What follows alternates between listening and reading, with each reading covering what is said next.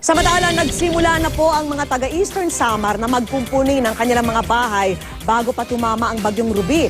Marami na rin ang nagsilikas at ang ilan na nga sa kanila sa palikuran nanuluyan. Nakatutok si Salima Refra. Maaliwalas pa ang panahon sa lungsod ng Borongan kahit nakataas ng Public Storm Warning Signal No. 2 sa Eastern Samar. Pero ramdam ang kaba sa sentro ng lungsod. Mahaba at abot kalsada na ang pila sa Money Remittance Center. Abala naman ang marami sa pagbili ng mga gamit sa hardware na ito.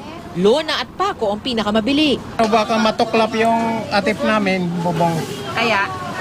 Para may pang masilungan. Pagdating ng hapon, sumungit ang panahon.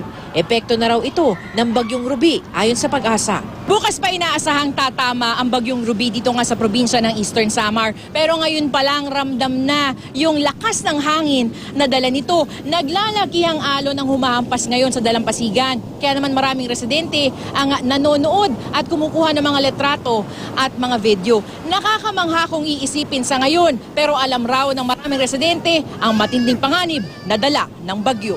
Natatakot na nga kami, baka mas matataas pa na alon ang dumating sa akin. Kawawa pa naman kami kasi nasa kilid lang kami ng dagat. Ang Eastern Samar State University may evacuees na. Maagang nagsilikas sa mga residente. Matuto na raw sa Yolanda. Ang problema lang ng LGU, kulang ang supply nila ng bigas. We have only 250 sacks. Nga, kasi yung amin pinopurchase sa kanila 500, hindi pa daw dumating galing Balogan. Pero on the way daw, ang problema lang until now wala dahil sa driver. Ang Borongan Airport may evacuees din. Ang ilang pamilya sa mga palikuran na nanunuluyan. Mas ligtas kami dito. Opo. Bakit po? Kasi kapag tumaas yung tubig, pwede kami umakyat dun sa taas. Kung may sumunod sa preventive evacuation, meron namang nagmamatigas. Ang coastal barangay na Punta Maria, halos lahat nasa bahay pa.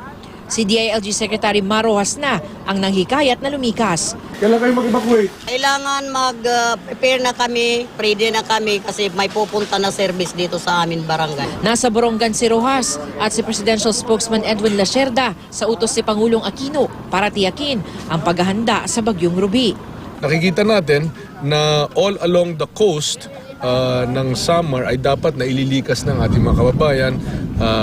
Nilalayo na sila sa baybayin at nasisiguro natin na sila'y nailalayo sa kapahamakan. Ang PDRMO ng Eastern Samar naghahanda na sa pagtama ng bagyo. Mula dito sa Borongan, Eastern Samar, Salima Refra, Nakatutok, 24 Oras.